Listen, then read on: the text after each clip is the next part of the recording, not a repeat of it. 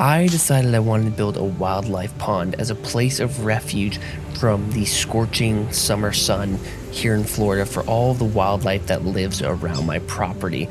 And I wanted to hide it away in the jungle so that the animals could find it and enjoy it in a place of peace. And it was incredible how quickly they found their way to it.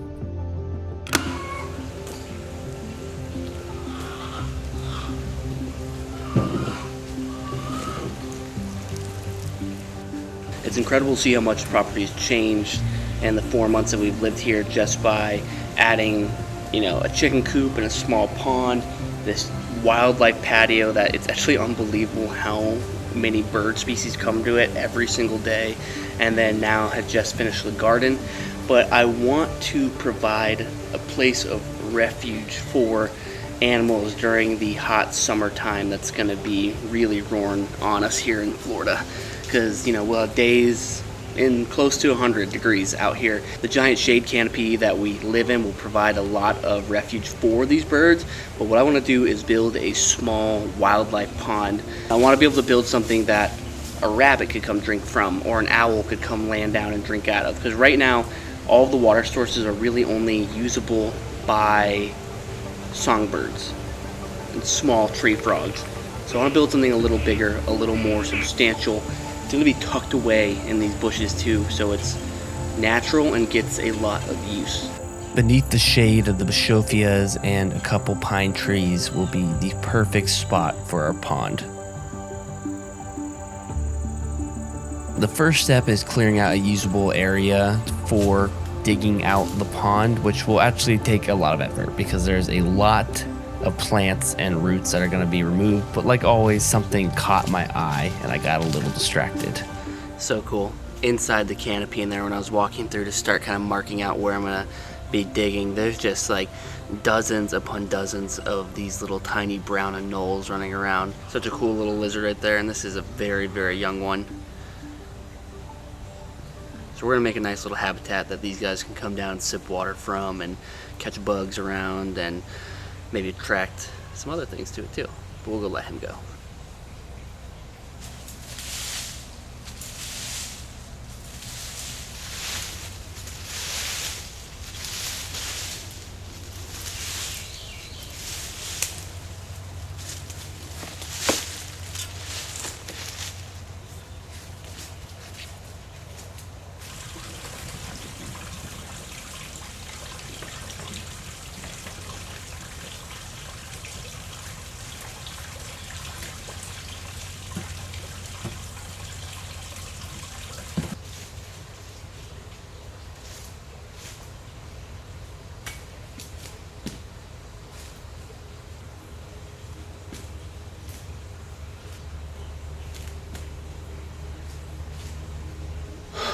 This is going to take me an eternity. I have a lot of roots to cut. It's easy to get caught up in how unfun digging a giant hole could be, but while working, I would find myself looking up at the canopy and just being grateful for the amount of wildlife that is living on this property and is really taking advantage of this ecosystem that is here.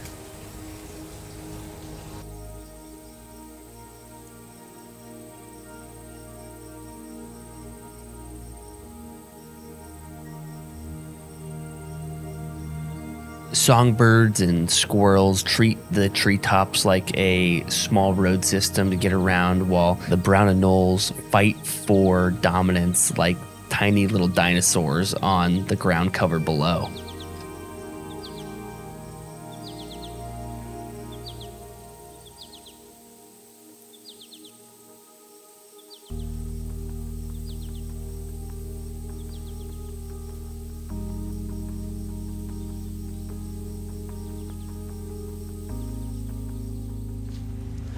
Truly incredible how nutrient dense this forest floor is. Grass fields and grass yards are really cool, but like there's so much life underneath all of this leaf litter. Every single shovel that I'm digging up of these leaves is just like megalodon earthworm after megalodon earthworm. I think I've probably found 20 plus already, And I mean, each one's just giant. I just been taking them over to my garden and throwing them in there. Cool how much life is within all this leaf litter. And I feel a little bad digging it up, but there's plenty for them to go elsewhere, and a good water source will be good for everybody, I suppose. But you know, like I said in previous videos, I came from a yard that was like an acre and a half of just like beautiful grass, and it is nice. It has really a lot of nice things about it. But when you get down and dirty, it's like incredible to see how much is going on in there.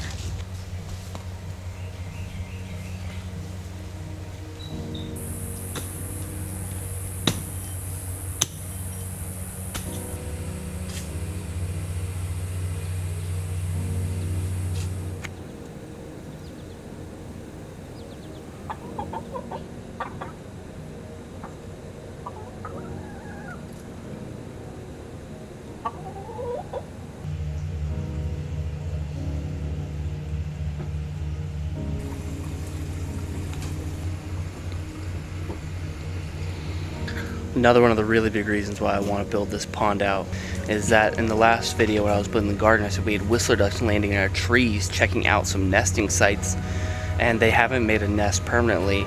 But I think if we built a small pond, they probably would. And I just had a pair of whistlers literally do a circle around our entire yard, but they saw me and the dogs walking around, and they just landed in my neighbor's tree about 150 yards away. But build it, they will come. Hey, we'll get your own shovels. You guys don't have to combo use one shovel. While working on the hole with my lovely assistants, I heard a high-pitched squeak and got this feeling like we were being watched. So I took a moment to look to the trees, and I finally spotted it.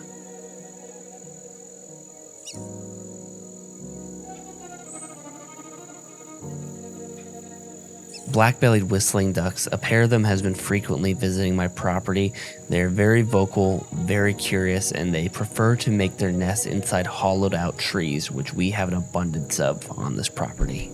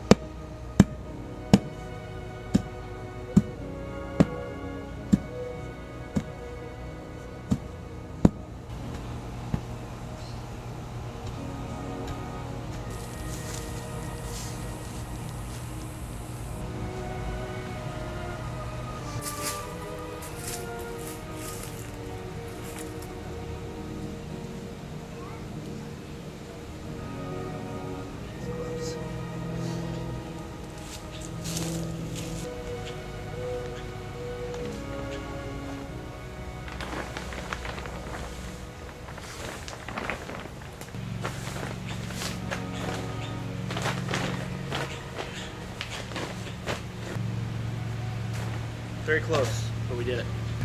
Okay, the geotextile layer is there, which that prevents roots and rocks from poking holes into the liner, and then the liner is on top of that. I would have set this pond up like a planted tank or an aquarium. It's definitely gonna be a no filter pond. I'm not gonna put a pump in here because unless I run an extension cord across my driveway, I have no way to get power to here. So that being said, that means we have to do a little bit extra prep work to make this a viable space that isn't gonna just like crust over. So we're going for a low tech or no tech approach with this, which means we're gonna get a lot of plants to provide oxygen and filtration to this pond. One benefit of doing it in the canopy of the jungle is that the leaves block out a lot of light, which means we're gonna not have to deal with super aggressive algae blooms when there's a lot of sunlight. We have to pick our plants precisely that way they can grow in kind of lower light conditions. Digging the hole might have been the hard part, but now we have a lot more work in front of us.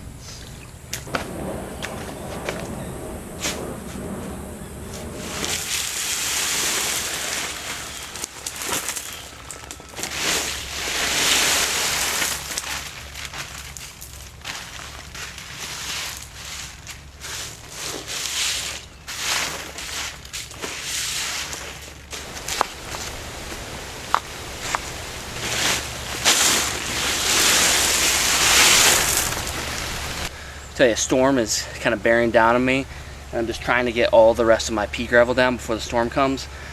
I'm not like being out in storms anymore. Get almost struck by lightning several times, and you get over being out in thunder and lightning. So we're gonna get this in and then go inside.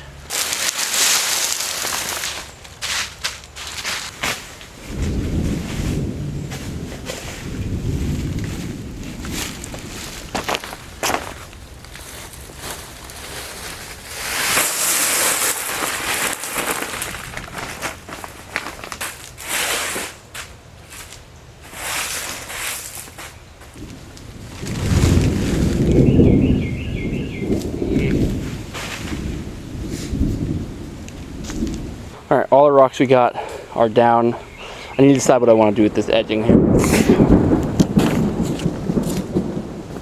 I'm gonna go inside. Got stormed out yesterday, and today it has just been like bands and little cells of storms all day long, and haven't really got to work on it. But we might have an opening here where I can go try to scavenge some plants for this pond. A little ways down the road from my house is a ditch. Not a stream or river or beautiful creek, but a dingy little ditch that is truly beautiful in its own right. Slow-moving water ambles through it, and life is abundant everywhere. The speed of the water and the height is based on the rainfall in the surrounding area, because these are just meant for runoff. But it's incredible how well life adapts and makes use of water wherever they can find it. And what a wonderful place for us to grab some plants for our pond.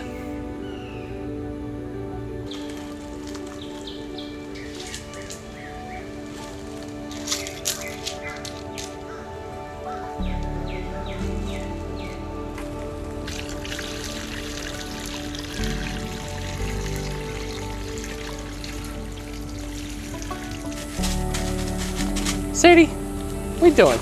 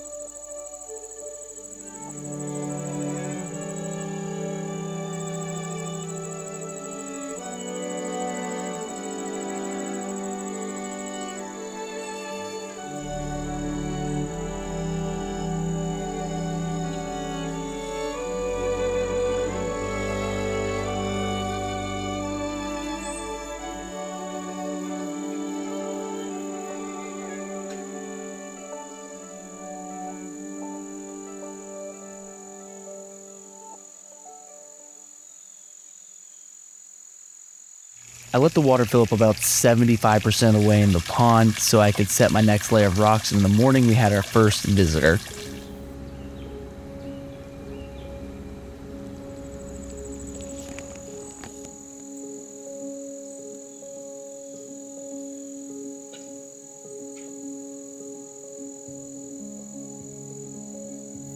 The whistling ducks have once again returned to check out the small pond, but are still a bit shy about actually flying down and entering the water. The process of building the pond was going well, but I'm not gonna lie, was getting a bit frustrating. Because almost every single day, it would rain.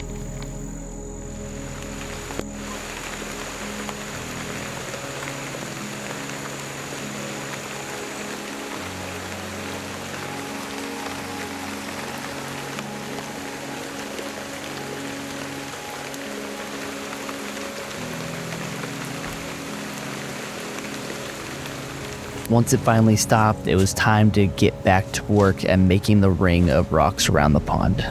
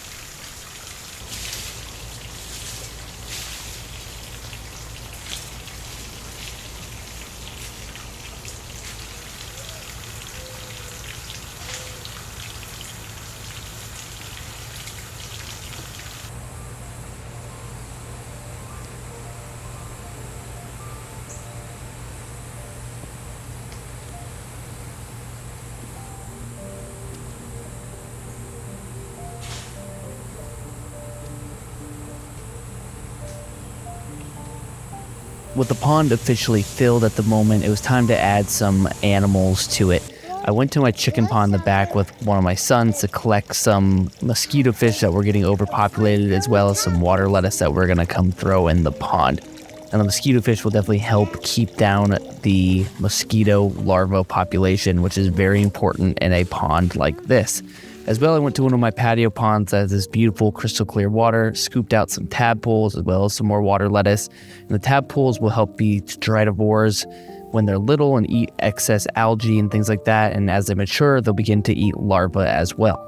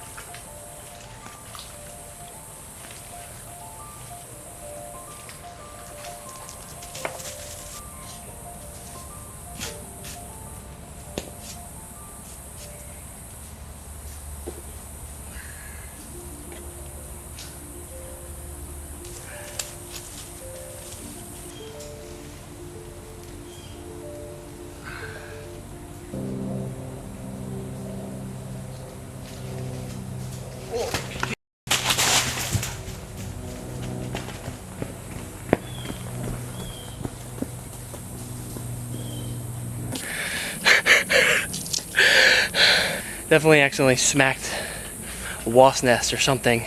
All of a sudden, out of the corner of my eye, I just saw like an explosion of red bugs. And I was like, what was that? And I realized they're all wasps. And there's about 10 of them, I think, flying around me. I took off sprinting. I didn't get stung, so we're good. But I had to just take a break on planting for the moment, unfortunately.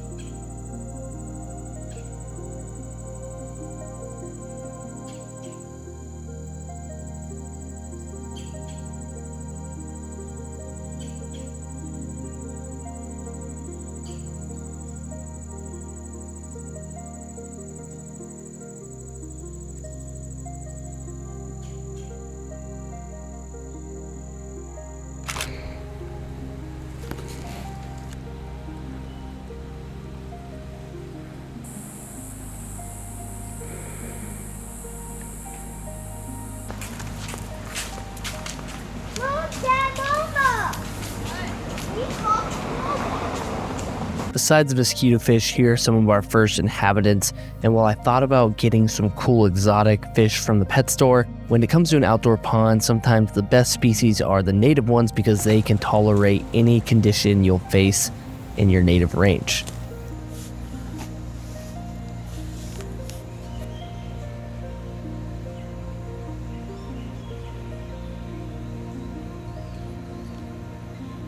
The pond was really beginning to look beautiful, and it really fell into place with the addition of the jungle-like plants to kind of tie the entire thing together.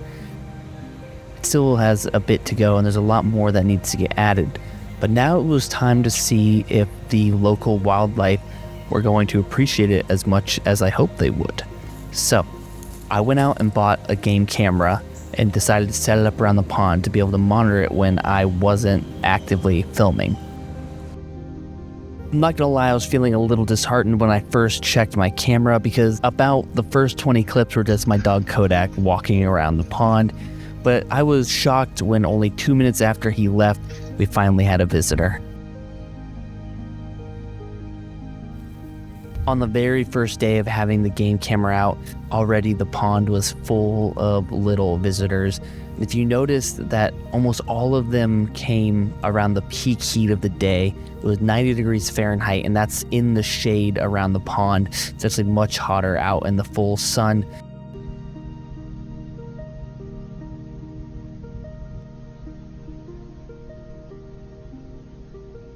And later that very night, we did have a visitor, which might be one of the creepiest clips ever, but I'm assuming it's a raccoon. Already just a few days in, the pond was thriving despite its big visitors, and my camera did get messed up one day. I couldn't possibly figure out how, though.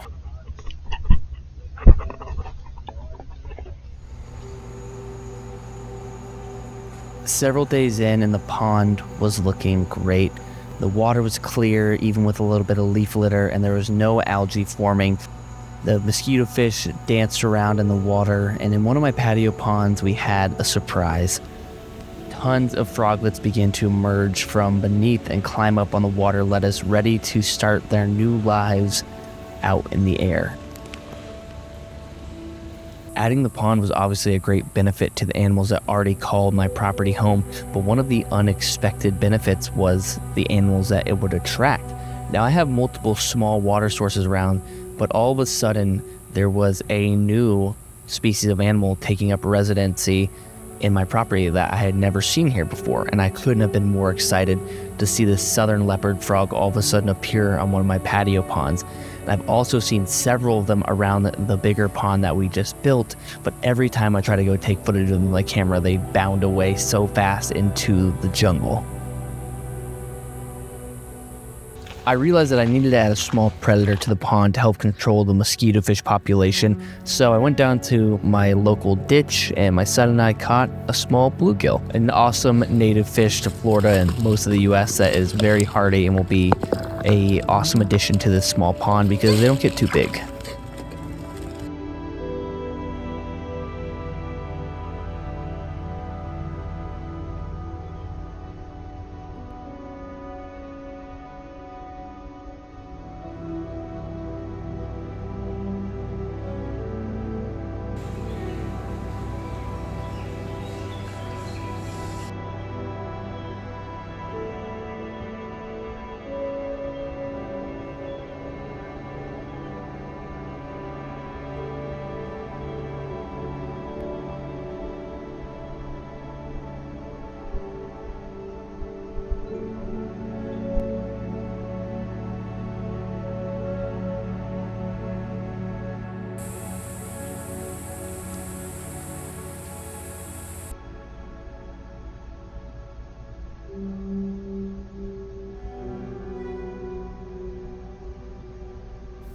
It was such a rewarding feeling getting to sit back and watch the footage of the game camera because almost every single visitor came at the middle of the day when it was its peak hottest. And that was the original intention behind this pond, to provide relief during the summertime for so much of this wildlife here. And it was great to see how quickly they all took to it.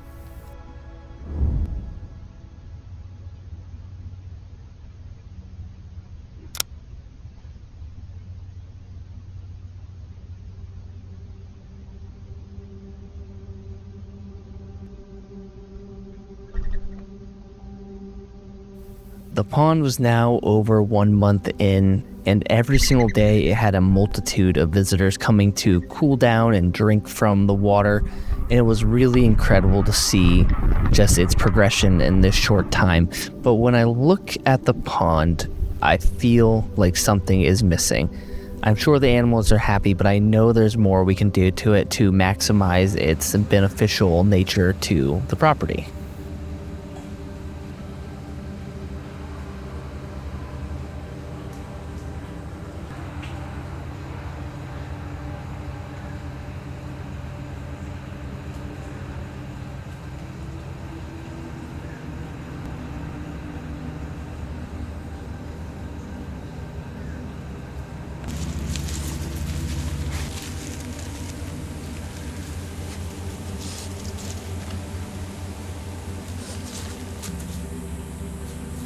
I decided to put in a tropical water lily as the centerpiece for this pond.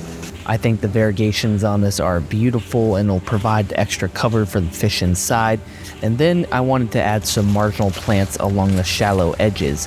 Now I'm only putting 2 in, and these really are meant for insects like dragonflies and damselflies to be able to land and reproduce in this water, which adding these nymphs will be great for a healthy ecosystem.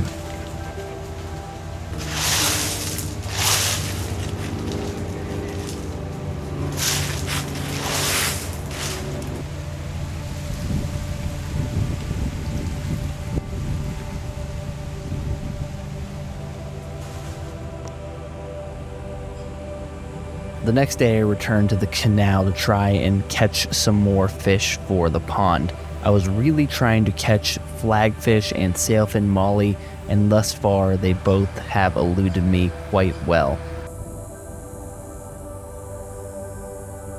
I was down at the bank dipping my net trying to snag some when I looked down and noticed an onlooker. While a 3-foot gator like this poses no real threat to me, it's always important to look out for alligators when you come down to the bank. He eventually drifted off into the pipe, disappearing into the darkness. I've been getting absolutely wrecked by these sailfin mollies in this canal. I cannot catch them. I've tried using the dip net. I got a bigger, longer dip net, still can't catch them. They're too fast. So we have a good old-fashioned fish trap here and a bit of pizza crust, and we are gonna just wait them out. And if that doesn't work, I bought a cast net, so we're gonna just try to make it happen with the fish trap at first.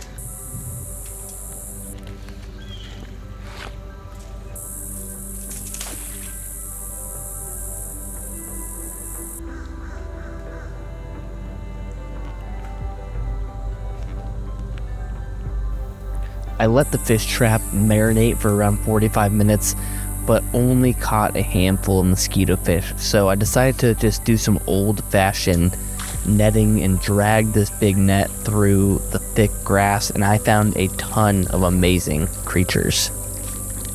I brought home 3 separate crawfish, now making 4 total crawfish that will be inside this pond, and these animals are such excellent detritivores and will help keep the pond clean. Next, I have about a dozen bluefin killifish, which this is a female, so she's not incredibly vibrant, but the males get beautiful blue and red fins, and these fish actually have the ability to gulp oxygen off the surface when the oxygen dips in the water. Next, I have grass shrimp, which are one of my favorite species for aquariums and ponds. They are just an additional cleanup crew of algae and biofilm and things like that. Next is the least killifish, which is an awesome micropredator and considered the smallest fish in North America, and they can also gulp oxygen off the surface of the water. And finally, I caught a handful of juvenile sailfin mollies. I wasn't able to catch any of the big giant ones or the super vibrant males, but hopefully some of these small ones will mature and we can one day have a thriving population of sailfin mollies in this pond.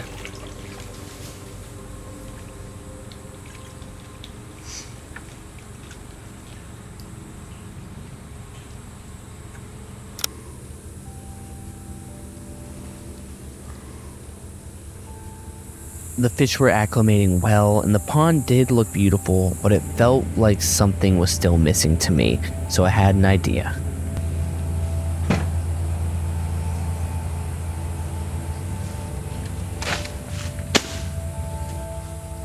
I felt like the pond was still a little barren, and you can never go wrong with more plants, whether that's in the yard or in the house or just anywhere in general. I just love lushness. Hits the entire yard. So I decided to plant a couple more ferns and 2 peace lilies around the edge of the pond to really fill it out and close in that back wall. Originally I was leaving this open so birds and animals could come from that side, but watching the game camera and looking out the windows and filming, nothing really ever did. It always came from basically the front side of the pond where it was open, not the jungle side. So I think this will be great, and also smaller animals can use these plants as cover and approach the pond safely.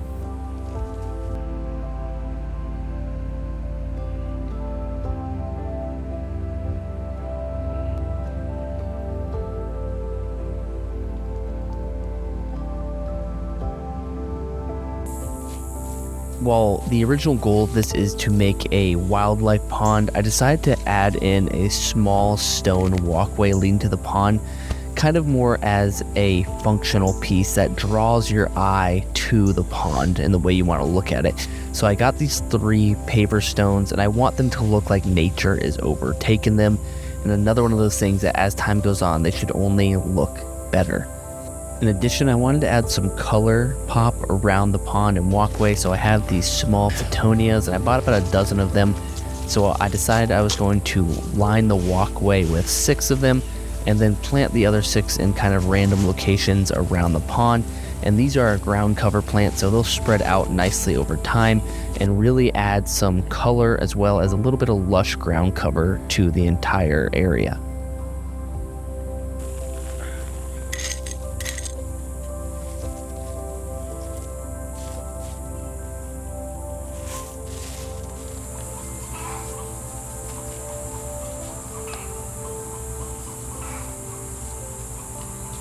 I bought 2 more bags of pea gravel to kind of help blend in the rest of the area and make it look more natural to transition from jungle and dirt into the pond.